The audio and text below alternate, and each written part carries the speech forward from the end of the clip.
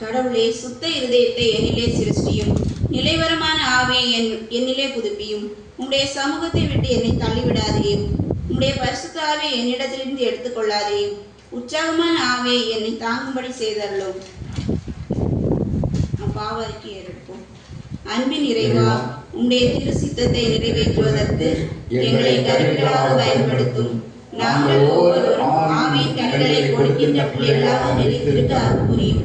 எங்கள் உயிர்த்தலை நாங்கள் உணர்ந்து புதுப்படைப்பாக வாழ கிருபை செய்தருளும். நாங்களும் எங்கள் பொறுப்புகளை உணர்ந்து செயலாற்ற உம்மிலே உயர பலன் தாரும். நாங்கள் கண்கூடாக காண்கின்ற அநீதிகளை கண்டும் காணாதவர்களாய் இல்லாமல் உம்முடைய ராஜ்யத்தை கட்டியெழுப்புகின்ற பெண்களாக வாழ அருள் புரியும். ஆண்டவரே, கடவுள் ராஜ்யத்தை கட்டி எழுப்பும் பணியில் உமது சித்தத்தை அறிந்து உணர்ந்து நிறைவேற்றும் பிள்ளைகளாக வாழ எங்கள் அனைவரையும் கிருபை செய்தருளும். யாவரும் நலமுடன் வாழ எல்லாரும் கடவுளின் படைப்பு வேற்றுமை மனநிலைகளை மறந்து பாரபட்சங்களை களைந்து நல்ல உள்ளங்களை கொண்டவர்களாக சிந்தித்து செயல்பட அருள் புரியும்.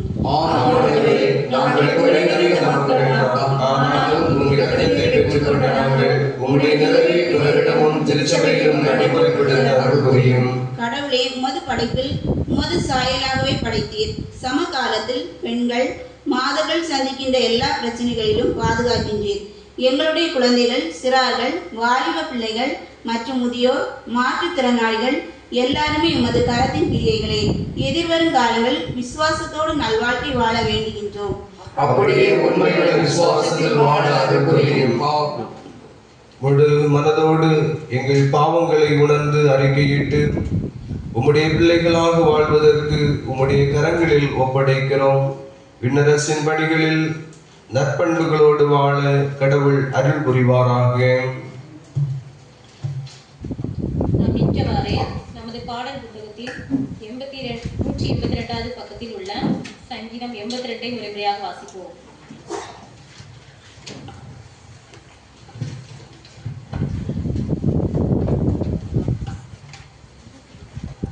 சேனைகளின் கர்த்தாவே, உமது வாசஸ்தலங்கள் எவ்வளவு இன்பமானவைகள். கர்த்தரின் ஆலய பிரவாகங்களில் மேல் என் ஆத்துமா வாழ்ந்து கொண்டு ஏக்கமாயிருக்கிறது. என் மாம்சம் ஜீவனுள்ள கடவுளை நோக்கி எவ்விடப்படுகின்றன. என் ராஜாவும் என் கடவுளுமாகிய சேனைகளின் கர்த்தாவே, உமது பீடங்களண்டையில் அடைக்கலான் குருவிக்கு வீடும் தகைவிலான் குருவிக்கு தன் குஞ்சுகளை வைக்கும் கூடும் கிடைத்தது.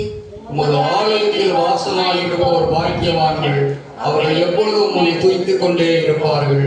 உம்மிலே பலம் கொண்டு சியோனுக்கு போகும் வழிகளை தங்கள் இருதயங்களில் நினைத்துக் கொள்வோர் பாக்கியவான்கள். அழுகையின் பள்ளத்தாக்கை அவர்கள் உருவ நடந்து அதை நீரூற்றாக கொள்கிறார்கள். முன்மழை அதை ஆசீர்வாதத்தால் நிரப்பும். அவர்கள் பலத்தின் மேல் பலம் அடைவார்கள். ஒவ்வொருவரும் சீயோனிலே தேவ சந்நிதியில் வந்து காணப்படுவான். சேனைகளின் கடவுளாகிய கர்த்தாவே, என் விண்ணப்பத்தை கேட்டருளும். யாக்கோபின் கடவுளே, செவி சாய்த்தருளும். எங்கள் கேடகமாகிய கடவுளே, கண்ணோக்கமாயிரும். நீர் அபிஷேகம் பண்ணினவரின் முகத்தை பாரும். 1000 நாளிலும் உமது பிரகாரங்கள் செல்லும் ஒரே நாள் நல்லது. பொல்லாதவரின் கூடாரங்களில் வாசமாய் இருப்பதிலும் என் கடவுளுடைய ஆலயத்தின் வாசற்படியில் காத்திருப்பதையே தெரிந்து கொள்வேன். கடவுளாகிய கர்த்தர் சூரியனும் கேடகமுமானவர். கர்த்தர் கிருபையும் மகிமையும் அருளுவார். நேர்மையாய் நடக்கிறவர்களுக்கு நன்மையான எதையும் அவர் வழங்காதிரார். சேனைகளின் கர்த்தாவே, உங்கள் நம்பிக்கை வைத்திருக்கிற மனுஷன் பாக்கியவான். அமர்வோம். திருமுறை பாடங்கள் வாசிக்க கேட்போம். முதலாவதாக பழைய ஏற்பாட்டின் பகுதி 2 ராஜாக்கள் 4ஆம் அதிகாரம் வசனம் 8 முதல் 17 முடிய. 2 ராஜாக்கள் 4ஆம் அதிகாரம் வசனம் 8 முதல் 17 முடிய. பின்பு ஒரு நாள் எலிசா சூயமுக்கு போயிருக்கும் போது அங்கே இருந்த கனமுருந்திய ஒரு ஸ்திரீ அவனை போஜனம் பண்ண வருந்தி கேட்டுக்கொண்டாள். அப்படியே அவன் பயணப்பட்டு வருகிற போதெல்லாம் போஜனம் பண்ணபடி அங்கே வந்து தங்குவான். அவள் தன் புருஷனை நோக்கி, இதோ நம்மிடத்தில் எப்போதும் வந்து போகிற தேவனுடைய மனுஷனாகிய இவர் பரிசுத்தவான் என்று காண்கிறேன். நாம் மெத்தையின் மேல் ஒரு சிறிய அறை வீட்டை கட்டி அதில் அவருக்கு ஒரு கட்டிலையும் மேசையையும் நாற்காலியையும் குத்து விளக்கையும் வைப்போம். அவர் நம்மிடத்தில் வரும்போது அங்கே தங்கலாம் என்றாள். ஒரு நாள் அவன் அங்கே வந்து அந்த அறை வீட்டில் தங்கி அங்கே படுத்துக் கொண்டிருந்தான். அவன் தன் வேலைக்காரனாகிய கேயாசை நோக்கி, இந்த சூனமியாளை அழைத்துக் கொண்டு வா என்றான். அவளை அழைத்துக் கொண்டு வந்தான். அவள் அவனுக்கு முன்பாக நின்றாள். அவன் கேயாசை பார்த்து, இதோ இப்படிப்பட்ட சகல சலகரணையோடும் எங்களை விசாரித்து வருகிறாயே, உனக்கு நான் என்ன செய்ய வேண்டும்? ராஜாவினிடத்திலாவது சேனாதிபதியின் இடத்திலாவது உனக்காக நான் பேச வேண்டிய காரியம் உண்டோ என்று அவளை கேள் என்றான். அதற்கு அவள், என் ஜனத்தின் நடுவே நான் சுகமாய் குடியிருக்கிறேன் என்றாள். அவளுக்கு செய்ய வேண்டியது என்னவென்று கேயாசியை அவன் கேட்டதற்கு, அவன் அவளுக்கு பிள்ளை இல்லை, அவள் புருஷனும் பெரிய வயதுள்ளவன் என்றான். அப்பொழுது அவன், அவளை கூப்பிடு என்றாள். அவளை கூப்பிட்ட போது அவள் வந்து வாசப்படியிலே நின்றாள். அப்பொழுது அவன், ஒரு பிராண உற்பத்தி கால திட்டத்திலே ஒரு குமாரனை அழைத்துக் கொண்டிருப்பாய் என்றான். அதற்கு அவள், ஏது தேவனுடைய மனுஷனாகிய என் ஆண்டவனே, உமது அடியாளுக்கு அபத்தம் சொல்ல வேண்டாம் என்றாள். அந்த ஸ்திரீ கர்ப்பம் தரித்து எலிசா தன்னுடைய சொன்னபடி ஒரு உற்பத்தி கால திட்டத்தில் ஒரு குமாரனை பெற்றாள் என்பதே. வாசிக்க வேண்டிய நிருப பகுதி அப்போஸ்தலர் 18ஆம் அதிகாரம் வசனம் 24 முதல் 28 முடிய. அப்போஸ்தலர் 18ஆம் அதிகாரம் வசனம் 24 முதல் 28 முடிய. அப்போது அலெக்சாந்திரியா பட்டணத்தில் பிறந்தவரும் சாதுரியமானும் வேதாகமத்தில் வல்லவருமான அப்போலோ என்னும் பெயர் கொண்ட ஒரு யூதன் எபேசு பட்டணத்துக்கு வந்தான். அவன் கர்த்தருடைய மார்க்கத்திலே உபதேசிக்கப்பட்டு யோவான் கொடுத்த ஸ்நானத்தை மாத்திரம் அறிந்தவனாயிருந்து ஆவியில் அணுவுள்ளவனாய் கர்த்தருக்கு அடுத்தவைகளை திட்டமாய் போதகம் பண்ணி கொண்டு வந்தான். அவன் ஜெபாலயத்தில் தைரியமாய் பேச தொடங்கின போது அக்கில்லாவும் பிஸ்கில்லாலும் அவன் பேசுகிறதை கேட்டு அவனை சேர்த்து கொண்டு தேவனுடைய மார்க்கத்தை அதிக திட்டமாய் அவனுக்கு விருத்து காண்பித்தார். அவர்கள் அவனை ஏற்றுக்கொள்ளும்படி சகோதரர் அவர்களுக்கு எழுதினார்கள். அவன் அங்கே வந்த பின்பு வெளியரங்கமாக யூதருடனே வார்த்தை தர்க்கம் பண்ணி இயேசுவே கிறிஸ்து என்று வேத வாக்கியங்களை கொண்டு கிறிஸ்தாங்கப்படுத்தினபடியால் கிருபையினாலே விசுவாசமானவர்களுக்கு மிகவும் உதவியாக இருந்தான். வாசிக்கப்பட வேண்டிய நிருப பகுதி வாசித்து முடிந்தாயிட்டு. வாசிக்கப்பட வேண்டிய சுவிசேஷ பகுதி லூக்கா எழுதின சுவிசேஷம் 10வது அதிகாரம் வசனம் 38 முதல் 42 முடிய. லூக்கா 10வது அதிகாரம் வசனம் 38 முதல் 42 முடிய. ஆண்டவரே உமக்கு மகிமை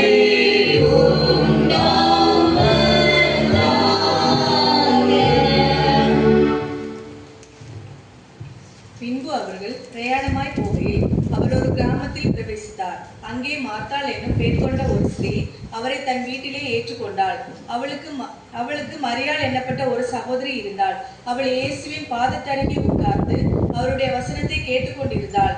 மார்த்தாளோ பற்பல வேலைகளை செய்வதில் மிகவும் வருத்தமடைந்து அவரிடத்தில் வந்து, ஆண்டவரே, நான் தனியே வேலை செய்யும்படி என் சகோதரி என்னை விட்டு வந்திருக்கிறதை குறித்து உமக்கு கவலை இல்லையா? எனக்கு உதவி செய்யும்படி அவளுக்கு சொல்லும் என்றார். இயேசு அவளுக்கு பிரதித்திரமாக, மார்த்தாளே, மார்த்தாளே, நீ அநேக காரியங்களை குறித்து கவலைப்பட்டு கலங்குகிறார். தேவையானது ஒன்றே, மரியாள் தன்னை விட்டு எடுபடாத நல்ல பங்கை தெரிந்து கொண்டாள் என்றார் என்பது. வாசிக்கப்பட வேண்டிய சுவிசேஷ பகுதி வாசித்து முடிந்தாயிற்று. நாம் எல்லாரும் நின்றவாறே அப்போஸ்தல விசுவாச பிரமாணத்தை ஏறெடுப்போம். பரலோகத்தையும் படைத்த சகல பிதாவாகிய கடவுளை விசுவாசிக்கிறேன். அவருடைய குமாரன் நம்முடைய ஆண்டவராகிய இயேசு கிறிஸ்துவை விசுவாசிக்கிறேன். இவர் பரிசுத்த ஆவியினால் கர்த்தத்தில் உட்பவித்து கன்னிகாத்தில் பிறந்து பொதுவாக கீழ் பாடுபட்டு சிலுவையில் அறைந்து மரித்து அடக்கப்பட்டார். பாதாளத்தில் இறங்கி மூன்றாம் நாள் மரித்தோரிலிருந்து எழுந்தார். பரலோகத்தில் சர்வவல்ல பிதாவாகிய கடவுளை வலதுபார்சையில் வீற்றிருக்கிறார். அவருக்கு உயிரோடு மரித்தோரை நியாயத்தீர்க்க வருவார். பரிசுத்த ஆவியானவரை விசுவாசிக்கிறேன். பொதுவான பரிசுத்த கிறிஸ்தவ சபையும் பரிசுத்த ஐக்கியமும் பாவ மன்னிப்பும் சரீர உயிர்த்தலும் நித்திய ஜீவனையும் விசுவாசிக்கிறேன். ஆமென். அமர்வோம். செய்திக்கு ஆயத்தமாக நமது பெரிய பாடல் புத்தகத்தில் 226வது பாடலை பாடுவோம்.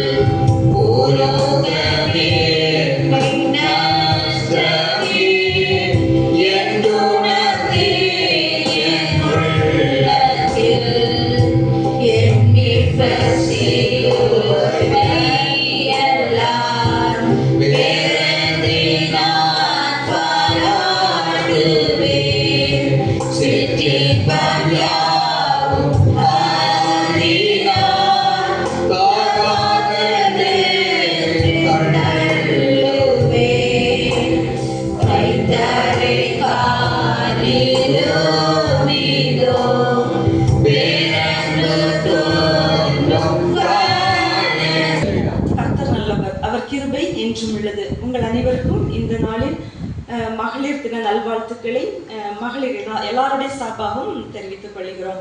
இந்த நாளிலும் ஆவியானவர் தாம் இந்த நாளிலே உங்களோடு கூட பேசும்படியாக இவர் கிருபை தந்தார். அதற்காக தேவாதி தேவனை துதிக்கிறேன், ஸ்தோத்தரிக்கிறேன். இந்த நாளிலும் இந்த திருச்சபையின் போதகர்களையும் சபைக்குழு அங்கத்தினர்களையும் பெண்களாகிய உங்கள் ஒவ்வொருவரையும் ஆண்களையும் சிறு குழந்தைகள் வாலிபர்கள் எல்லாருக்கும் இயேசு கிறிஸ்துவின் ஈடிணைற்ற நாமத்தில் நன்றிகளையும் வாழ்த்துக்களையும் தெரிவித்து ஒரு சில வார்த்தைகளை உங்களோடு கூட இந்த நாளிலே பகிர்ந்து கொள்ளும்படியாய் நான் வாஞ்சிக்கிறேன்.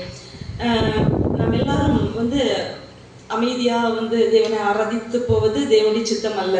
நம்ம எப்படி இருக்கணும்? ஆவியோடும் உண்மையோடும் ஆண்டவரை தொழுது கொள்ளணும். அப்போ நம்ம வாரோம், நல்லது. காலையிலே வரீங்க, 6 மணியா எல்லாரும் கரெக்டாக சர்ச்சுக்கு வரீங்க, ரொம்ப சந்தோஷமான விஷயம். தேவனை நம்ம எப்படி ஆராதிக்கிறோம் அப்படிங்கிறது ரொம்ப முக்கியமான ஒரு விஷயம். நம்ம அந்த நாட்களில் தேவனை ஆராதிக்கிறது ஒரு பெரிய ஆச்சரியம், அற்புதம். ஏன்னா இந்த நாட்களில் நம்ம பார்க்குறோம், வளைகுடா நாடுகளில் ஒரு பக்கத்தில் யுத்தம் நடந்துக்கிட்டு இருக்குது. யுத்தம் எதற்கு அடையாளம்? கடைசி நாட்களுக்கு அடையாளம். யுத்தங்களையும் செய்திகளையும் கேள்விப்படுவீர்கள், ஆனாலும் முடிவு உடனே வராது. இதெல்லாம் எதுக்கு தான்? அறிகுறி. ஆண்டவராகிய இயேசு கிறிஸ்துவினுடைய வருகைக்கு அறிகுறி. நாம் எல்லாரும் கொஞ்ச நேரம் உற்சாகமாய் தேவனுடைய நாமத்தை ஆராதித்து விட்டு இந்த நாளின் வார்த்தைக்காக கடந்து செல்லலாம் என்று சொல்லி நான் வாஞ்சிக்கின்றேன். எல்லாருக்கும் தெரிந்த ஒரு பாடல், என்றும் ஆனந்தம் என் இயேசு தருகிறார். கரங்களை தட்டி உற்சாகமாய் ஒரு சில சரணங்களை பாடி தேவனுடைய நாமத்தை ஆராதித்து விட்டு இந்த நாளின் செய்திக்காக நாம் கடந்து செல்வோம்.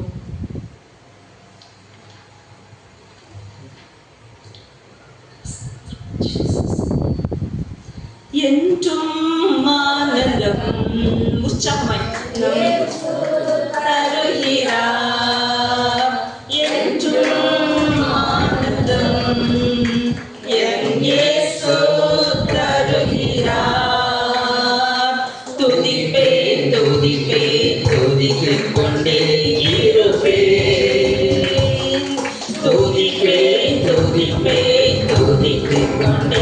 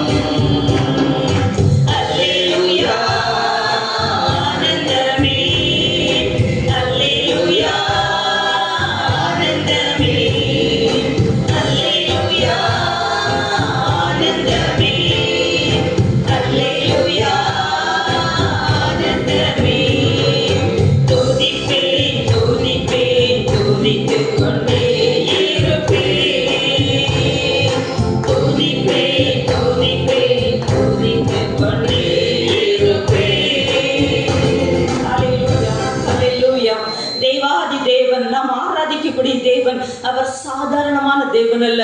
அவர் அற்புதங்களின் தேவன், அவர் அதிசயங்களின் தேவன். அவர் நம்மை எப்படி மறைக்கிறார்? தம்முடைய சிறகுகளுக்குள்ளாய் நம்மை மூடி மறைக்கின்றார். நாம் வாழக்கூடிய இந்த உலகம் ஆபத்துக்கள் நிறைந்த உலகம். நம்ம வெளியே போயிட்டு நம்ம வீட்டுக்குள்ள வருது அப்படின்னு சொன்னாலே அது தேவனுடைய கிருபை தான். ஏன்னா அந்த நாட்கள்ல எவ்வளவோ ஆபத்துகள், எவ்வளவோ மரண கண்ணிகள், எவ்வளவோ போராட்டங்கள் நிறைந்த உலகத்துக்குள்ளாய் நம்ம கடந்து செல்றோம். ஒவ்வொரு நாளும் நம்ம வாகனங்களை நம்ம டிராவல் பண்றோம். அந்த நேரத்துல எல்லாம் நம்ம பாதுகாக்கிறது தேவனுடைய கிருபை. நம்ம குடும்பத்தை அந்த நேரத்துல நம்ம ஒரு விசை ஒப்பு கொடுத்து எல்லாரும் அமர்ந்தவரை கண்களை மூடி நம்ம ஜெபிப்போமா? ஆவியானவரே துதிக்கிறோம் ஐயா, ஸ்தோத்தரிக்கிறோம் ஆண்டவரே. நாங்கள் நிற்பதும் நிர்மூலமாகாதிருப்பதும் உங்க சொத்த கிருப ஆண்டவரே. அப்பா தகப்பனே, அப்பா உங்க சிறகுகளுக்குள்ளாய் நீங்க எங்களை ஒவ்வொரு நாளும் எங்களை மறைத்துக் கொள்கிறதற்காக நமக்கு நன்றி செலுத்துகிறோம் ஆண்டவரே. ஹல்லேலூயா, ஹல்லேலூயா, ஹல்லேலூயா. நம்ம எல்லாரும் இருதயத்துக்கு ஆழத்துல நாம் தேவனுக்கு நம்ம நன்றி செலுத்தணும். இந்த 2026வது வருடம், இந்த 3வது மாதத்துல 8ஆம் தேதியில நம்ம தேவனுடைய சமூகத்துல இன்னைக்கு இருந்து ஆராதிக்கிறோம்னு சொன்னா கர்த்தர் நம்மேல் வைத்த ஒரு திட்டம் உண்டு. அவர் ஏதோ ஒரு நோக்கத்துக்காக தான் அவர் நம்ம இந்த உலகத்தில் அவர் வைத்திருக்கிறார். அந்த நோக்கத்தையும் அந்த திட்டத்தையும் நிறைவேற்றக்கூடியவர்களாய் கர்த்தர் இந்த நாளில் நம்மை பார்த்தவர் அழைக்கிறார்.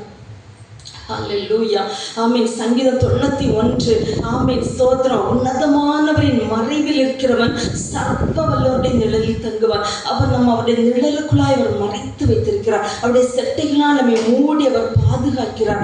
ஆமென். நம்முடைய வழிகளில் எல்லாம் ஆமென் அவர் நம்மை ஒவ்வொரு நாளும் பாதுகாக்கிறார். இதற்கெல்லாம் ஒரு நோக்கம் உண்டு.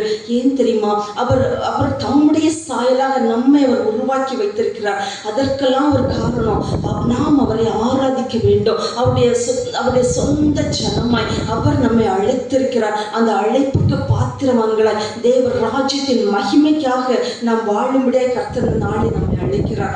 ஆமென், ஸ்தோத்திரம். கர்த்தர் தாம் இந்த நாள் நம்முடைய குடும்பங்களை பாதுகாக்கணும். நம்முடைய பிள்ளைகள், நம்முடைய ஆமென் ஸ்தோத்திரம் வாழ்க்கை துணை, ஆமென், எல்லாரையும் கர்த்தர் பாதுகாக்கணும். அவருடைய இரத்த கோட்டைகளாய் கர்த்தருடைய கர்த்தர் நம்ம ஒப்பு கொடுப்போமா? ஆமென், ஸ்தோத்திரம். ஹல்லேலூயா, ஹல்லேலூயா.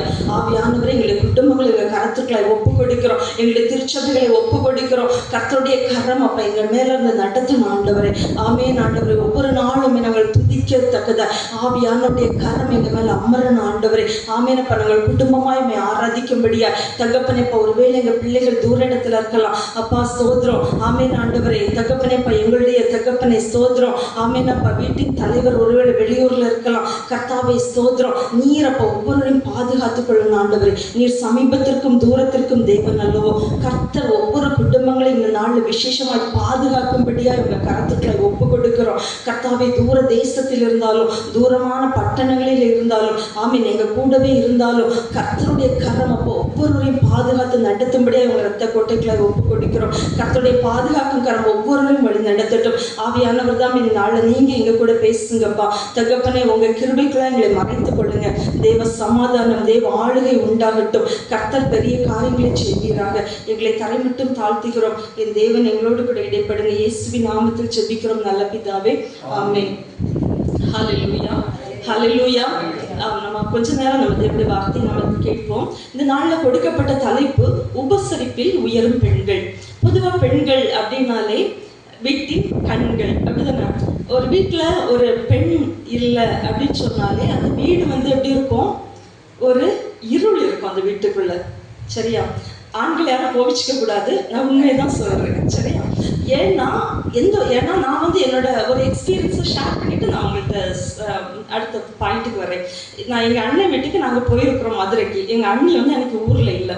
அப்போ எனக்கு அந்த வீட்டுக்குள்ளே போகும்போதே ஒரு வித்தியாசமான ஒரு சூழ்நிலை. இதே இது எங்கள் அண்ணி வீட்டில் இருந்தாங்கன்னா, அண்ணி வாங்க உட்காருங்க, காஃபி சாப்பிடுங்க, ஏதாச்சும் சாப்பிட கொடுப்பாங்க, உபசரிப்பாங்க. ஈவன் என் அண்ணன் தான், ஆனாலும் அண்ணி இல்லாதது அந்த இடத்துல ஒரு பெரிய குறை.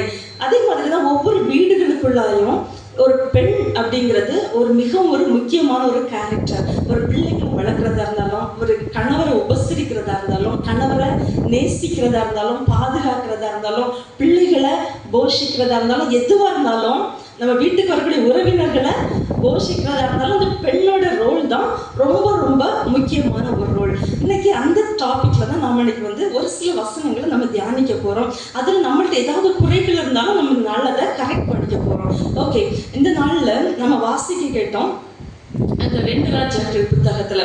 அங்க நம்ம ஒரு அம்மாவை பற்றி பார்க்கிறோம். யாரு? சூனேமியாள். ஓகே, அந்த அம்மாவோட பேர் கிடையாது சூனேமியாள். அந்த ஊர்ல அவங்க வாழ்ந்ததுனால எலிசா தீர்க்கதரிசி அந்த அம்மாவை எப்படி சொல்றாரு? சூனேமியாள் அப்படின்னு சொல்லி சொல்றாரு. ஃபார் எக்ஸாம்பிள், இப்போ நீங்க மேல்பாறை கிராமத்துல இருக்கீங்க, அப்போ மேல்பாறையாள் அப்படின்னு சொல்ற மாதிரி சூனேம் பட்டணத்துல அந்த அம்மா வாழ்ந்ததுனால அவங்கள சூனேமியாள் அப்படின்னு சொல்லி சொன்னாங்க. ஓகே, நம்ம இந்த டாபிக்ல போறதுக்கு முன்னாடி இன்னொரு விஷயத்த நான் உங்களுக்கு சொல்ல போறேன். சிங்கம் எல்லாருக்குமே தெரியும், பிள்ளைங்களுக்கு எல்லாம் தெரியும் தானே? சிங்கம் எங்க பார்த்திருக்கீங்க? ஜூல பார்த்திருப்பீங்க, கரெக்டா? ஓகே, அப்போ அந்த சிங்கத்தோட கேரக்டர் என்ன தெரியுமா? யாரை பார்த்தாலும் அது அடிச்சிடும், அப்படிதானே? ஓகே, ஆண் சிங்கம் வேட்டையாடுமா, பெண் சிங்கம் வேட்டையாடுமா? பெண் சிங்கம் தான் வேட்டையாடும். ஓகே, ஏன் தெரியுமா? அது ஆண் சிங்கத்தோட பலசாலி அப்படிங்கிறதுக்காக அல்ல. கர்த்தர் அந்த சிங்கத்துக்கு கொடுத்த பொறுப்பு. பெண்கள் எப்படி ஒரு வீட்டை போஷிக்கிறாங்களோ அதே மாதிரி தான் சிங்கம் கூட. அது வேட்டையாடி அண்ணனுக்கு தேவையான ஃப்ரெஷ்ஷான உணவை தன்னுடைய பிள்ளைகளுக்கும் தன்னுடைய ஆண் சிங்கத்துக்கும் அதுதான் கொண்டு கொடுக்கும். ஆண் சிங்கம் சும்மா இருக்காது. ஆண் சிங்கம் என்ன செய்யும்? அந்த காடு முழுவதையும் அதோட கண்ட்ரோல்ல வச்சிருக்கும், அதை பாதுகாக்கும். எப்படி ஆண்கள் ஒரு வீட்டை ஒரு பொறுப்பா நடத்துறாங்களோ அதே மாதிரி தான் அந்த ஆண் சிங்கம் அந்த முழு காட்டையுமே பாதுகாத்து எல்லா விலங்குகளையும் பாதுகாக்கக்கூடிய பொறுப்பு அந்த ஆண் சிங்கத்துக்கு உண்டு. ஓகே, அது மாதிரி தான் ஆண்டவர் நாட்கள்ல குடும்பங்கள்ல பெண்களை வச்சிருக்கிறாரு. ஏன் தெரியுமா? குடும்பத்தை போஷிக்கணும்னா அது ஒரு பெண்ணால தான் முடியும். ஆண்கள் வீட்டுல உட்கார்ந்து காலையில மத்தியானத்துக்கு நைட்டுன்னு சொல்லி சமையல் பண்ணிட்டு உட்கார முடியாது. அவங்களோட கடமை வெளியே போய் வேலை செய்து வருமானத்தை கொண்டு வந்து பெண்கள் கையில கொடுக்கிறது ஒவ்வொரு ஆண்மகனோட கடமை. பெண்கள் அந்த காசை வாங்கி வீட்டை நேர்த்தியாய் நடத்துவதும் குடும்பத்தை ஆசீர்வாதமான வழியில கட்டி எழுப்புவதும் ஒரு பெண்ணுக்கு கொடுக்கப்பட்ட முக்கியமான பொறுப்பு. இந்த நாட்கள்ல நிறைய பெண்கள் பெண் சுதந்திரம் அப்படின்னு சொல்லிட்டு நிறைய யங்ஸ்டர்ஸ்லாம் பேசுற நான் கூட கேட்டிருக்கிறேன். என்ன தெரியுமா சொல்லுவாங்க? ஆண்கள் தான் வேலைக்கு போகணுமா? போறாங்களா? நாங்களும் தான் வேலைக்கு போறோம், ஆனா ஆண்கள் தான் சும்மா உட்காந்துருக்காங்க, நாங்க வீட்டில் வேலை செய்யறோம் அப்படின்னு சொல்றது தவறான ஒரு கான்செப்ட். ஏன்னா நானும் ஒரு வேலைக்கு போற பெண் தான். ஆனா என் கணவர் இங்க இருக்காங்க, அவங்கள ஒரு காஃபி கூட நான் போட விட்டது கிடையாது. ஏன்னா அது என்னோட வேலை. ஆண்டவர் எனக்கு கொடுத்துருக்க பொறுப்பு, என்னுடைய வீட்டை நான் தான் கட்டி எழுப்பணும். ஒவ்வொரு பெண்களும் என்ன செய்யணும்? அது மாதிரி ஒரு கடமை உணர்வோடு கர்த்தர் எனக்கு தந்திருக்கக்கூடிய கணவர், எனக்கு தந்திருக்கக்கூடிய பிள்ளைகள், என்னுடைய குடும்பம், நான் தான் என்ன செய்யணும்? என் குடும்பத்தை ஆசீர்வாதமா வழி நடத்தணும், நல்ல வாக்கி ருசியா சமைச்சு கொடுக்கணும், குடும்பத்தை நேசிக்கணும், குடும்பத்தை அரவணைச்சு கொண்டு போகணும். அப்படிங்கிறது யாரோட பொறுப்பு? ஒவ்வொரு பெண்களோட பொறுப்பு. அதனால யாரும் இன்னும் செய்யக்கூடாது பெண் சுதந்திரம் அப்படிங்கிற பேர்ல சமைக்க மாட்டேன்னு சொல்லி எஸ்கேப் ஆக கூடாது. சரி, நீங்களும் அப்படி இல்லைன்னு சொல்லி கர்த்தருக்கு விசுவாசிக்கிறேன். ஏன்னா நீங்க எல்லாருமே நல்ல பொறுப்பான நல்ல ஜெபிக்கக்கூடிய பெண்கள் அப்படிங்கிறது எனக்கு தெரியும். இயேசுவின் நாமத்துல உங்களை வாழ்த்துகிறேன். ஆமென், ஸ்தோத்திரம். நம்ம வேதாகமத்துல நிறைய பெண்களை பார்க்கிறோம். அதாவது நிறைய பேர் வேதத்துல நிறைய பேர் உபசரிக்கிற காரியங்களை நம்ம பார்த்திருக்கிறோம். சாராள் ஆபிரகாம், சாராள் ஆபிரகாமும் கூடார வாசல்ல உட்கார்ந்துருக்காங்க. அப்போ 3 தெய்வ மனிதர்கள் அங்க வராங்க. வரும்போது ஆபிரகாம் கண்டுகொள்றான், இவங்க தேவனிடத்தில் வரக்கூடிய தூதர்கள் அல்லது தெய்வ மனிதர்கள் அப்படிங்கிறத உணர்ந்து என்ன பண்றாரு? சாராட்ட சொல்றாரு, நீ போய் 3 படி மெல்லிய மாவெடுத்து அப்பத்தை சுடு. வேலைக்காரனை கூட்ட சொல்றாரு, நீ இளங்கன்றை அடித்து வாய்க்கு ருசியா சமை. அப்புறம் அப்படின்னு சொல்லிட்டு டக்குனு இந்த 3 தெய்வ மனிதர்களையும் நீ ஒரு கொஞ்சம் வெயிட் பண்ணுங்க, இந்த மரத்தடியில உங்களுக்கான உணவு ஆயத்தமாகி இப்ப கொண்டு வரேன்னு சொல்லிட்டு அவங்கள போய் உபசரிக்கிறாரு. யாரு? இந்த ஆபிரகாம். ஆபிரகாம் சொன்னதுனால இந்த சாராளும் எல்லாம் செய்து கொடுக்குறாங்க. அது நிமித்தம் அவங்க பெற்றுக்கொண்ட ஆசீர்வாதம் என்ன தெரியுமா? ஒரு உற்பவ கால திட்டத்துல அவங்க ஈசாக்கை பெற்றெடுத்தார்கள். அப்ப நம்ம தேவனுடைய மனிதர்களை போஷிக்கின்ற பொழுது கர்த்தருடைய ஆசீர்வாதம் பரலோகத்திலிருந்து நமக்கு கிடைக்கும் அப்படிங்கிறது உண்மை. நம்ம எக்ஸ்பீரியன்ஸ் பண்ணக்கூடிய ஒரு காரியம். அடுத்தபடியா நம்ம ஆதியாகமம் 24வது அதிகாரத்துல ரெபெக்காளை குறித்து பார்க்கிறோம். ரெபெக்காள் யாரு? ஈசாக்கினுடைய மனைவி. ரெபெக்காள ஒரு ஆள் பெண் பார்க்க வருவாரு. யார் தெரியுமா? நீங்களும் நல்ல வேத அறிவுள்ளவர்கள் எனக்கு தெரியும். யாரு? எலியாசார். சரியா?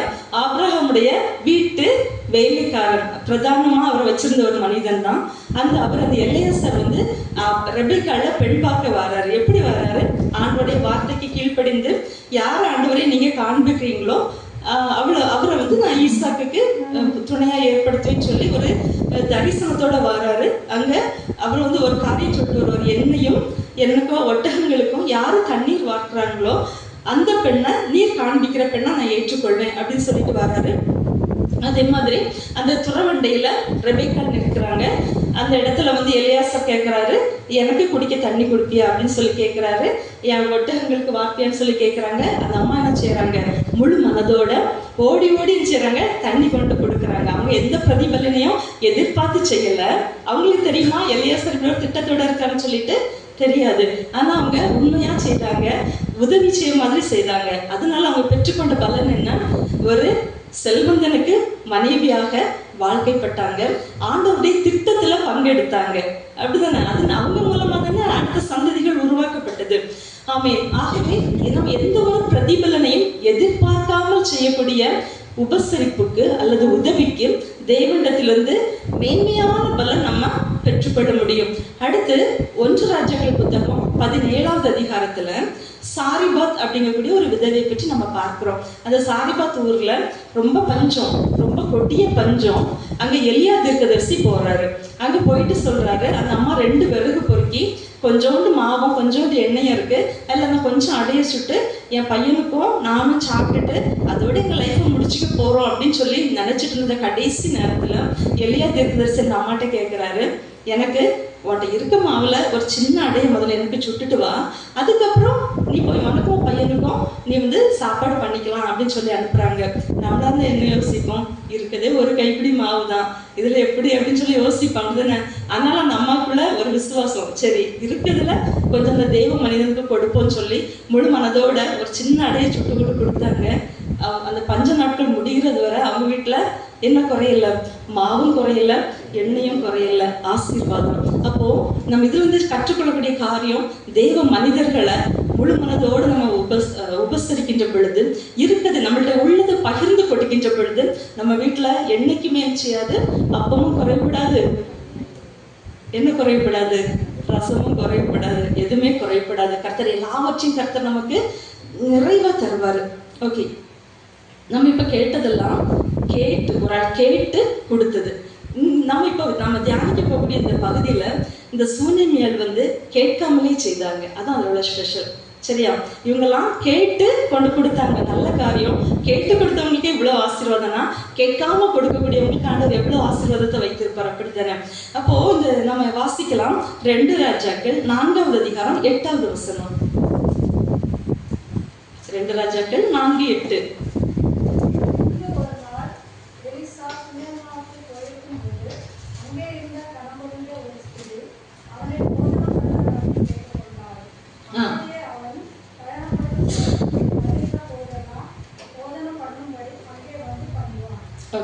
இங்க பார்க்கின்ற பொழுது அந்த தேவனுடைய மனுஷனை போஜனம் பண்ணும்படி வருந்தி கேட்டுக்கொண்டார். எலிசா தீர்க்கதரிசி அவங்க வீட்டை தேடி வரல. என்ன செய்யறாரு? அவரு வந்து டிராவல் பண்ற வழியில தான் அந்த சூனியம் இருக்கு. அவருடைய ஊழிய ஸ்தலம் கர்மேல், அவர் தங்கியிருந்த இடம் சமாரியா. சமாரியாவுக்கும் கர்மேலுக்கும் நடுவில் இருந்த அந்த பட்டணம் தான் சூனேம் பட்டணம். அந்த பட்டணத்தின் வழியா அவர் வந்து அடிக்கடி ஒரு டிராவல் பண்றதை பார்த்துட்டு இருந்த அந்த சூனேமியால் அவங்க ஒரு கனம் பொருந்திய ஸ்திரீன்னு சொல்லியிருக்கு. அந்த காலத்துல கனம் பொருந்திய ஸ்திரீ அப்படின்னு யாரை சொல்லுவாங்கன்னா, நல்ல ஐஸ்வர்யம் நிறைந்தவங்களை தான் கனம் பொருந்திய ஸ்திரீ அப்படின்னு சொல்லுவாங்க. இன்னொன்று, அவங்க வயதுலயும் பெரியவங்களா இருந்தாங்க. அவங்க யங்ஸ்டர் கிடையாது அந்த அம்மா, அவங்க வந்து வயதுல பெரியவங்க தான். அவங்க வந்து என்ன செய்யறாங்க, அவங்கள எலிசா தீர்க்கதரிசியை பார்க்கின்ற பொழுது வருந்தி கூப்பிட்டாங்க, நீங்க இந்த வழியா வரும்போது எங்க வீட்டுல வந்து ஒரு வாய் சாப்பிட்டுட்டு போங்க அப்படின்னு சொல்லி. நம்மளும் அப்படி சொல்லுவோம் தானே, வீட்டுக்கு நம்ம பாஸ்ட் வராங்க, அது வேற ஏதாவது தெய்வ ஊழியக்காரங்க வராங்கன்னா ஒரு கப் காஃபியாவது கொடுத்தாதான் நமக்கு ஒரு சந்தோஷம் இருக்கும். அப்படிதானே? ஓகே, நம்மளுக்கு என்ன இருக்குதோ அதை கொடுக்கும் பொழுது அவங்களுக்கு ஒரு சந்தோஷம் கிடைக்கும். அதே மாதிரிதான் இந்த சூனியம் வரும் பொழுது என்ன சொன்னாங்க, எங்க வீட்டுல வந்து நீங்க கண்டிப்பா ஒரு வயது நீங்க சாப்பிட்டுட்டு போகணும் அப்படின்னு சொல்லி வருந்தி அவங்க கேட்டுக்கிட்டாங்க. அது நிமித்தமா எலிசா தீர்க்கதரிசி அங்க போறாங்க. அங்க போய் அங்க போகிற வரக்கூடிய வழியில அந்த அம்மாவை பார்த்து கண்டிப்பா அவங்களுக்காக ஜெபம் பண்ணியிருப்பாங்க. அப்படிதானே? ஜெபம் பண்ணி அங்க சாப்பிட்டுட்டு அவங்க போயிட்டு இருந்தா அவருடைய வழக்கமா இருந்துச்சு. ஓகே, அப்போ அவங்க வந்து என்ன செய்யறாங்க, மனதார அவங்களே என்ன செய்யறாங்க, அழைக்கிறாங்க. எலிசா தீர்க்கதரிசி அந்த தேவனுடைய மனுஷனை மனதார அவங்க வீட்டுக்கு அழைத்து அவங்க உபசரிக்கிறாங்க. 2வது காரியம் அந்த 4வது அதிகாரம் 9வது வசனத்துல சொல்லப்பட்டிருக்கு.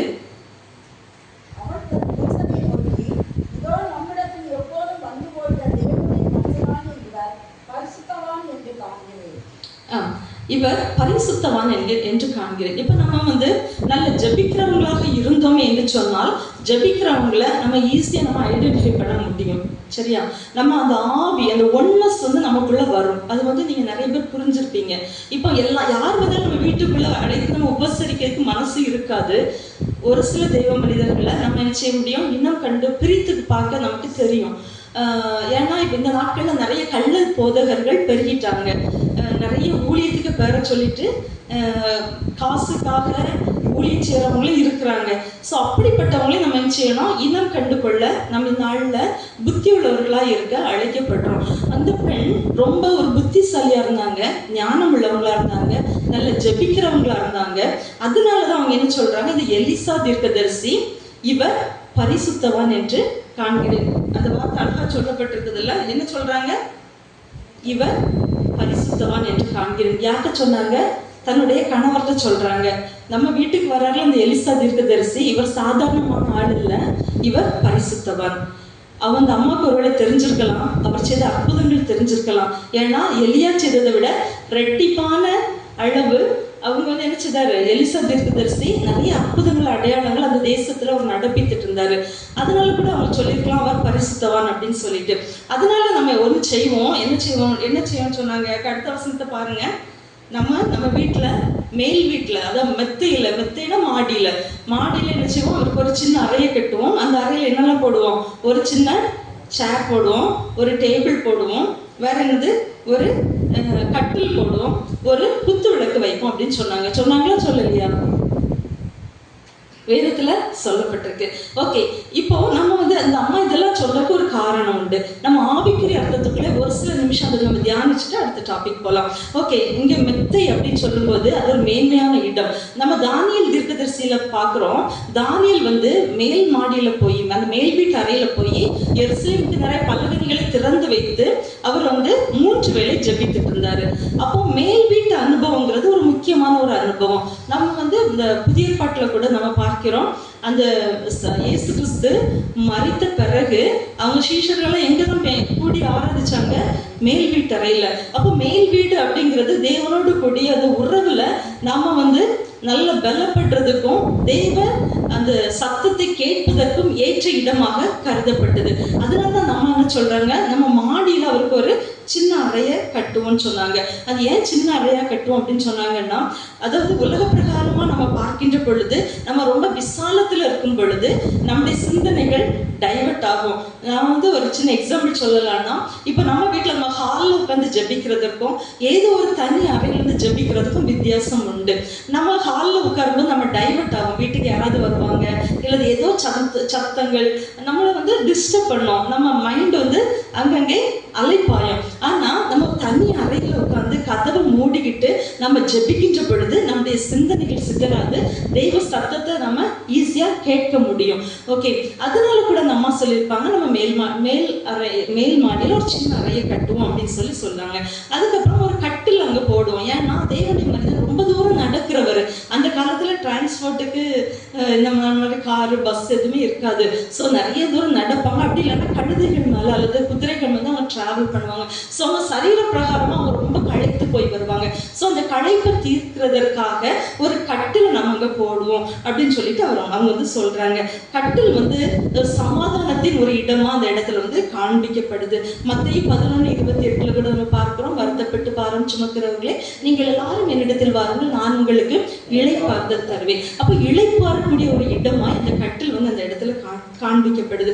அதுக்கப்புறமா மேஜை அப்படின்னு சொல்லும் பொழுது தேவனோடு கூடிய ஐக்கியத்தை பலப்படுத்தக்கூடிய ஒரு இடமாய் அது காணப்படுது. இப்போ நாம பைபிள் வாசிக்கும் போது வீட்டில் யூஸ்வலா நம்ம இப்போ நிறைய பேர் எப்படி வாசிக்கிறீங்கன்னு தெரியாது, ஒரு சேர் டேபிள் போட்டு அதில் உட்காந்து வாசிக்கிறது அல்லது படிக்கிறது எல்லாமே ஒரு வழக்கம். அதனால அவங்க அம்மா சொல்றாங்க, நம்ம இங்கே நினைச்சோம் ஒரு சேரும் ஒரு டேபிளும் போடுவோம் அப்படின்னு சொல்றாங்க. இது என்னன்னா நம்ம அங்கங்கே அலையாதபடி ஒரு இடத்துல நிலையாய் அமர்ந்து வேதத்தை வாசிப்பதற்கும் தியானிப்பதற்கும் தேவனோடு கூட உறவாடுவதற்கும் உள்ள ஒரு இடமாய் அது வந்து காண்பிக்கப்படுகின்றது. ஓகே, அதுக்கு அடுத்தது வந்து ஒரு குத்து விளக்கு எதுக்கு அடையாளம் அப்படின்னு சொன்னா, இப்பெல்லாம் நிறைய பேர் குத்து விளக்கு அது வந்து யார் தான் யூஸ் பண்ணுவாங்க? ஆமா, அப்படிலாம் நம்ம நினைக்க கூடாது. குத்து விளக்கு வந்து நமக்கு திருமறையில சொல்லப்பட்டிருக்க ஒரு முக்கியமான ஒரு காரியம். ஏன்னா அந்த காலத்துல வந்து இந்த மாதிரி எலக்ட்ரிசிட்டி கிடையாது. ஸோ எல்லா வீட்லையும் என்னதான் இருந்துச்சு? விளக்கு இருந்துச்சு. ஸோ அந்த குத்து விளக்கை சுத்தப்படுத்தி அவங்க வந்து நினைச்சுதாங்க ஒவ்வொரு நாளும் அதுல தான் விளக்கு ஏற்றுவாங்க. அந்த குத்து விளக்கு எதுக்கு அடையாளம்? சத்துருவை அழிக்கக்கூடிய ஒரு வெளிச்சத்துக்கு அடையாளம். அதாவது நம்ம ஒளி ஏற்றும் பொழுது இருள் விலகி போகும். நம்ம வீட்லேயும் கூட அப்படிதான். நம்ம வந்து எப்படிதான் இருட்டா இருந்தாலும் ஒரு விளக்கை ஏற்றும் போது அந்த இடம் வந்து பிரகாசிக்கும். அதே மாதிரி தான் அந்த ஒரு இருளை மாற்றக்கூடிய ஒரு அடையாள சின்னமாய் குத்து விளக்கு அந்த அம்மா அந்த வீட்டில் வைக்கிறாங்க. நம்மளும் நம்ம வாழ்க்கையில இந்த மாதிரி உள்ள காரியங்களை நம்ம வந்து ட்ரை பண்ணணும். நம்ம வந்து நல்லா ஜெபிக்கணும், துதிக்கணும், ஆராதிக்கணும். நம்ம வந்து தேவனுக்கு சாட்சியா நம்ம வாழ நாம வந்து முயற்சி செய்யணும். ஓகே, நம்ம அடுத்த காரியமா நம்ம வந்து என்ன பார்க்குறோம்னா, நம்ம வாசிக்க கேட்ட புதிய ஏற்பாட்டு பகுதி லூக்கா 10வது அதிகாரம் 38வது வசனம் எடுத்து நம்ம வாசிக்கலாம். லூக்கா 10:38.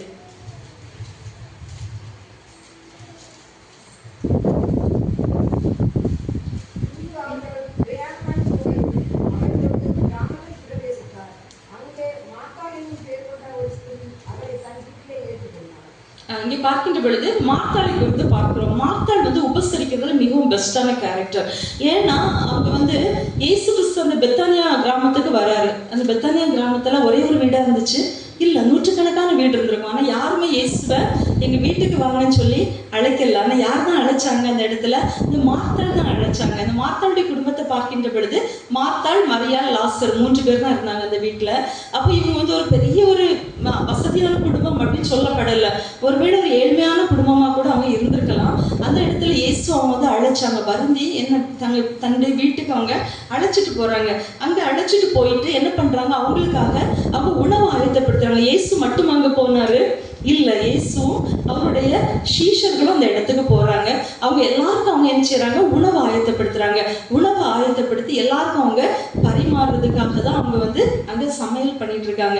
அந்த நேரத்துல அந்த அம்மாக்குள்ள ஒரு கோபம் இருக்கு, எரிச்சல் இருக்கு. எதனால? தன்னுடைய சகோதரியாக மரியாள் தேவனுடைய பாதப்படியில அவங்க சும்மா உட்கார்ந்துருக்காங்க. சும்மா உட்காரல, தேவ சத்தத்தை கேட்டுட்டு இருக்காங்க. வரணும் அந்த அம்மாவுக்கு வந்து என்ன செய்யுது? நம்மள மாதிரி தான் சில நேரத்துல எப்படி ஒரு கோபம் வரும், எரிச்சல் வரும். ஒர்க் நிறைய ஆகிட்டுனா கை காலெல்லாம் வலிக்கும், முதுகு வலிக்கும். எங்கடா போய் கொஞ்ச நேரம் உட்காரலாம்னு நினைப்போம். ஆனால் நமக்கு யாருமே சப்போர்ட் பண்ணாமல் எல்லாரும் வேற ஏதாவது காரியத்தை பார்த்துட்டு இருக்கும்போது மனசுக்குள்ள ஒரு சின்ன கோபமும் எரிச்சலும் வர்றது இயற்கை தான். அதே மாதிரி தான் அந்த அம்மாவுக்கும் வந்துச்சு. அதனால அவங்க என்ன செய்தாங்க? எல்லா வேலையும் செய்தாங்க. செய்துட்டு ஆண்டவர்கிட்ட சொல்றாங்க, ஆண்டவரே நான் மட்டும் எல்லா வேலையும் செய்தேனே, என் சகோதரங்க சமூகத்துல சும்மா வந்து உட்கார்ந்துட்டு இருக்காள, உங்களுக்கு அதை பார்த்தா கவலையா இல்லையா? ஆனா கூட அந்த இயேசு என்ன செய்றாரு? அந்த இடத்துல தேவையானது ஒன்றே, மரியாள் தண்ணி விட்டுட்டு விடாத நல்ல பங்கை தெரிந்து கொண்டாள்.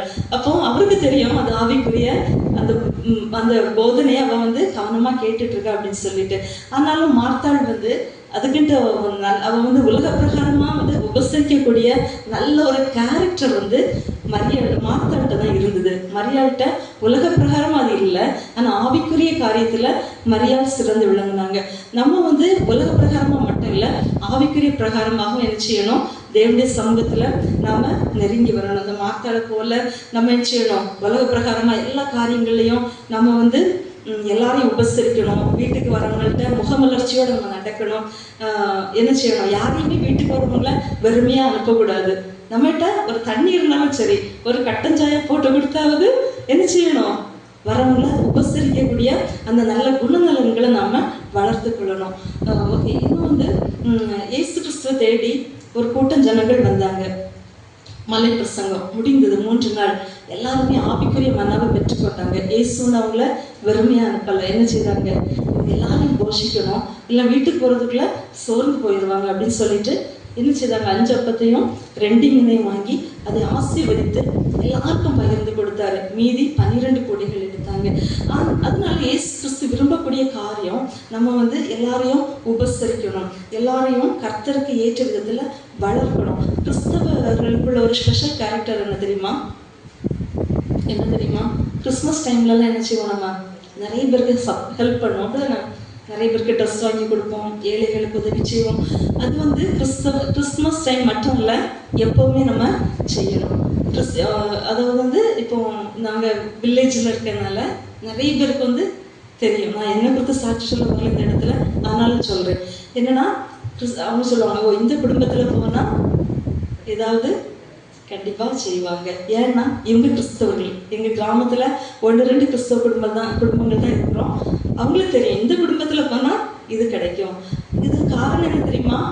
நம்ம வந்து நிறைய வச்சுட்டு கொடுக்கறதில்ல, இருக்கிறதுல கேட்குறவங்களுக்கு நிச்சயம் பகிர்ந்து கொடுக்கக்கூடிய குணங்கள் கர்த்தர் நமக்கு தந்திருக்கிறார். நம்ம சாட்சி நம்ம வாழ்க்கையில தான் இருக்கணும், வார்த்தைகள்ல வாழ்க்கையில வெளிப்படணும், நம்ம செய்கையில வெளிப்படணும். ஓகே, இந்த மேல்பாறை கிராமம் என்ன செய்யணும்? ஓ இவங்க இம்மானுவேல் லுத்தரன் சர்ச்சில் உள்ளவங்க, இயேசு கிறிஸ்துவ பிரதிபலிக்கிறவங்க, இங்க போனா இந்த காரியம் நடக்கும் அப்படின்னு சொல்லி அவங்க வந்து இயேசுவின் நாமத்தினால நம்மை தேடி வரக்கூடியவர்களாய் நம்ம மாறணும். ஆண்டவர் அதுதான் எதிர்பார்க்கிறார். யாக்கோபு 1:21 சொல்கிறது, வசனத்தை கேட்கிறவர்களாய் மாத்திரமல்ல அதன்படி செய்கிறவர்களாயும் இருங்கள். நாம் அன்னைக்கு சத்தியத்தை கேட்டுக்கிறோம். என்ன சத்தியம் கேட்டுக்கிறோம்? உபசரிக்கிறதுல நம்ம உயர்ந்திருக்கணும், மற்றவங்களை மாதிரி இல்லை, அதை விட ஒரு படி மேலாய் நம்ம உயர்ந்திருக்கணும். அப்படி நம்ம வாழும் பொழுது கர்த்தர் நம்முடைய குடும்பங்களை ஆசீர்வதிப்பார், நம்முடைய தலைமுறைகளை ஆசீர்வதிப்பார், இந்த தேசத்திலே சிறந்தவர்களாய் நம்முடைய சந்ததிகளை கர்த்தர் உயர்த்துவார். நம்ம வேதத்துல நிறைய நம்ம காரியங்களை நம்ம வந்து பார்க்க முடியுது. யார் யாரெல்லாம் உபசரித்தாங்களோ அவங்களுடைய வாழ்க்கை கட்டப்பட்டது, அவங்களுடைய சந்ததிகள் தேசத்தை ஆளுகை செய்தது. இன்றைக்கு நீங்களும் நானும் அப்படிப்பட்ட குணநலங்களோடு வளருவோம் என்று சொன்னால் கர்த்தர் நம்முடைய தலைமுறைகளை கர்த்தர் ஆசீர்வதிப்பார், உயர்த்துவார் என்பதில் எந்த சந்தேகமும் இல்லை. கர்த்தர் தாமே உங்கள் அனைவரையும் ஆசீர்வதிப்பாராக. ஆமென்.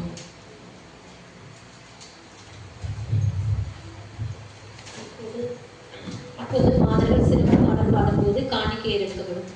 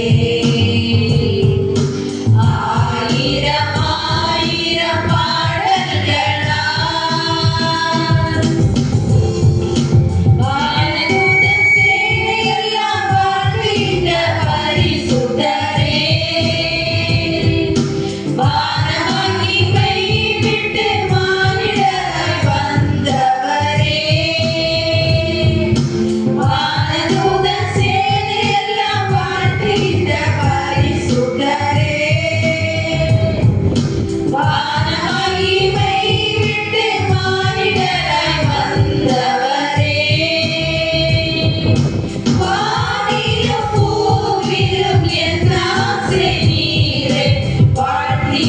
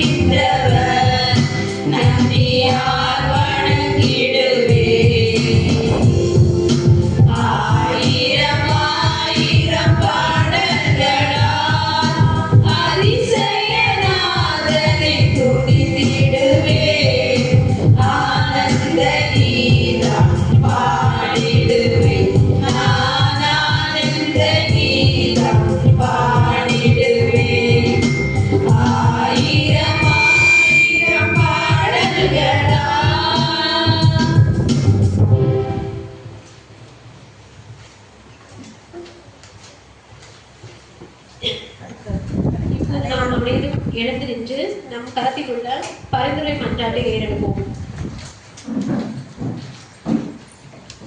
எல்லாம் வல்லவரும் எங்களை ஆண்டு நடத்துகின்ற இறைவா, உம்முடைய இறை சித்தத்தை நிறைவேற்ற எங்களை அர்ப்பணிக்கின்றோம். கர்த்தாவே, எங்கள் மன்றாட்டை கேட்டருளும். உம்முடைய சாயலில் எங்களை உருவாக்கிய இறைவா, உம்முடைய அன்பில் மகிழ்ந்து ஆண் பெண் என்கின்ற சமய நிலையிலே வாழ கிருபை அளித்தருளும். பெண்களாகிய நாங்கள் எங்களைப் போல மற்றவர்களை நேசித்து உபசரிக்கும் நல்ல எண்ணங்களை தந்தருள உம்மை வேண்டுகிறோம். அன்பின் இறைவா, எங்களுடைய வாழ்நாளில் தந்திருக்கின்ற குடும்பம், திருச்சபை, சமூகம் இவைகளில் உம்முடைய வசனத்தில் நிலைத்திருந்து நம்பிக்கையோடு வாழ்வதற்கு அருள் புரியும். எங்கள் அன்றாட வாழ்வில் கிறிஸ்தவ நற்குணங்களை மற்றவர்களோடு பகிர்ந்து கொள்கின்ற எண்ணங்களில் முன்னோக்கி செல்ல அருள் புரியும். குறிப்பாக பெண்களாகிய நாங்கள் உம்முடைய அன்பை உபசரிக்கின்ற பண்புகளிலே வெளிப்படுத்த அருள் புரிய வேண்டும் என்று மன்றாடுகின்றோம்.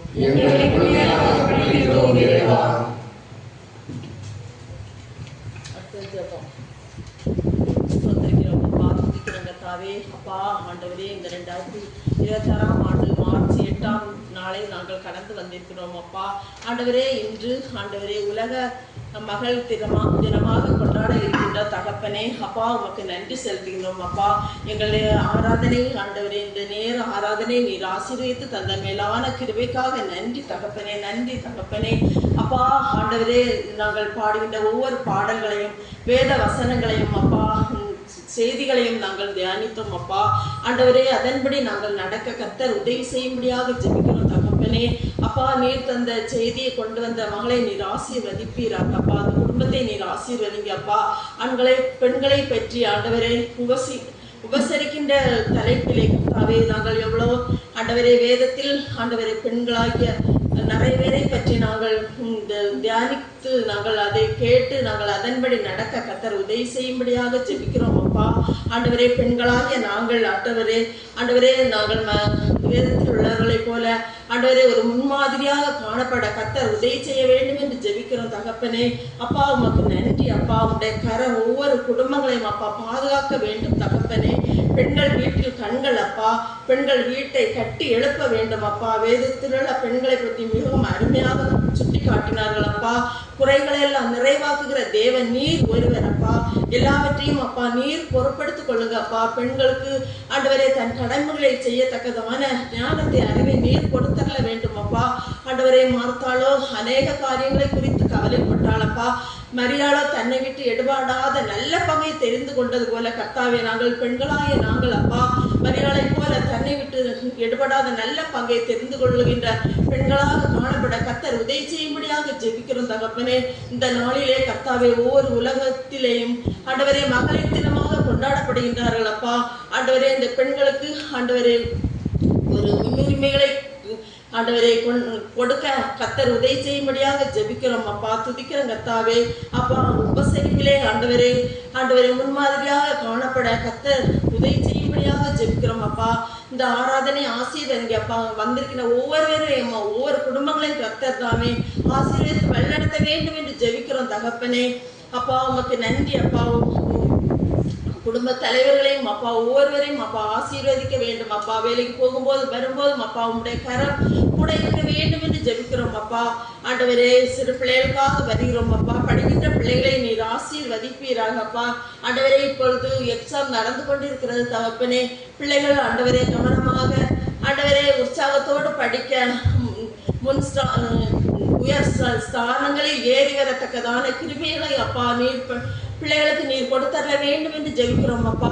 வயதுக்கேற்ற அறிவை நீர் கொடுத்த தகப்பனே. ஞானத்திலும் வளர்த்திலும் தேவ கிருபையிலும் மனுஷ தயவிலும் அதிகமாக அந்த பிள்ளைகள் வளர கர்த்தர் உதவி செய்யும்படியாக ஜெபிக்கிறோம் அப்பா. குறிப்பாக வாலிப பிள்ளைகளுக்காக வருகிறோம் அப்பா. ஒவ்வொரு வாலிப பிள்ளைகளையும் அப்பா நீர் ஆசீர்வதிக்க வேண்டும் என்று ஜெபிக்கிறோம் அப்பா. ஆண்டவரே தகப்பனே வாலிபன் தன் வழியை எதனால் சுத்தம் பண்ணுவான் என்று சொன்ன வசனத்தின்படி கர்த்தாவே ஆண்டவரே பிள்ளைகளை அப்பா வசனத்தின்படி நடக்க கர்த்தர் உதவி செய்வீராக அப்பா. ஆண்டவரே இந்த செல்களுக்கு அடிமை ஆகாதபடி பிள்ளைகளை ஆண்டவரே நீர் பாதுகாத்துக் கொள்ள வேண்டும் என்று ஜெபிக்கிறோம் அப்பா. வாலிப பிள்ளைகள் ஆலயங்களுக்கு ஒழுங்காக வருவதற்கு கர்த்தாவே நீர் வாஞ்சியின் விருப்பத்தை நீர் கொடுக்க வேண்டும் என்று ஜெபிக்கிறோம் அப்பா. ஆண்டவரே இன்னும் எங்கள் சபையில் உள்ள ஒவ்வொரு குடும்பங்களும் அப்பா வெளி ஊர்களிலும் வெளி நாடுகளிலும் இருக்கின்ற குடும்பங்களை நீர் ஆசீர்வதிப்பீராக அப்பா. ஆண்டவரே வெளிநாடுகளிலே ஆண்டவரே அந்த குண்டுவெடிப்பினால் பாதிக்கப்படாதபடி கர்த்தாவே நீர் பாதுகாத்துக் கொள்ள வேண்டும் என்று ஜெபிக்கிறோம் அப்பா. ஆண்டவரே வெளியூர்களிலே இருக்கின்ற குடும்பங்களிலும் பிள்ளைகளிடம் இருந்து நல்ல செய்திகள் வர கர்த்தர் உதவி செய்ய வேண்டும் என்று ஜெபிக்கிறோம் அப்பா. ஆண்டவரே எந்த பாதிப்பு வராதபடி நீரே பாதுகாத்துக் கொள்ள வேண்டும் என்று ஜெபிக்கிறோம் அப்பா. ஆண்டவரே இன்னும் சபை போவதற்காக வருகிறோம் அப்பா. 3 சபையில நடத்தத்தக்கதான கிருபை நீர் கொடுத்திருக்கிறீர் அப்பா. அதற்காக நன்றி அப்பா. அவருடைய கோக்கில் வரத்திலும் அப்பா உங்களுடைய தெய்வீக கரம் கூட இருந்து வழிநடத்த வேண்டும் என்று ஜெபிக்கிறோம் அப்பா. ஆண்டவரே இந்த சபையில் உள்ள ஒவ்வொரு பொறுப்பாளருக்காக வருகிறோம் அப்பா. குடும்பங்களையும் பொறுப்பாளர்களையும் அப்பா நீர் ஆசீர்வதித்து வழிநடத்த வேண்டும் என்று ஜெபிக்கிறோம் அப்பா. குற்றம் குறையாவற்றையும் மன்னிங்க அப்பா. ஆண்டவரே நாங்கள் படைத்த காணிக்கை நீர் ஆசீர்வதிங்க. 30, 60, 100மான பலனை நீர் தந்தரல வேண்டும் என்று ஜெபிக்கிறோம் அப்பா. எல்லாவற்றையும் பொறுப்படுத்திக் கொள்ளுங்க. கேட்டதை கொஞ்சம் கேட்க தெரியாத அநேக காரியங்கள் உண்டு அப்பா. ஒவ்வொன்றையும் நீர் ஆசீர்வதித்து வழிநடத்த வேண்டும் என்று இயேசுவின் நாமத்தில் ஜெபிக்கிறோம் பிதாவே, ஆமென். ஆமென். பரமண்டலங்களில் இருக்கிற எங்கள் பிதாவே, உம்முடைய நாமம் பரிசுத்தப்படுவதாக, உம்முடைய ராஜ்யம் வருவதாக, உம்முடைய சித்தம் பரலோகத்திலே செய்யப்படுவது போல பூமியிலேயும் செய்யப்படுவதாக. அன்றைய ஆகாரத்தை எங்களுக்கு தாரும். எங்கள் கடனாளிகளுக்கு நாங்கள் மன்னித்திருக்கிறது போல எங்கள் பாவ குற்றங்களை எங்களுக்கு மன்னியும். எங்களை சோதனைக்கு பிரவேசிக்கப்படாமல் தீமையிலிருந்து எங்களை ரட்சித்தருளும். ராஜ்யமும் வல்லமையும் மகிமையும் என்றென்றைக்கும் உம்முடையவைகளே. ஆமென். கர்த்தரானவர் உன்னை ஆசீர்வதித்து உன்னை காப்பாராக. கர்த்தரானவர் தமது திருமுகத்தை உன்மேல் பிரகாசிக்க பண்ணி உன்மேல் கிருபையாயிருப்பாராக. கர்த்தரானவர் தமது திருமுகத்தை உன்மேல் பிரசன்னமாக செய்து உனக்கு சமாதானம் கட்டளையிடுவாராக.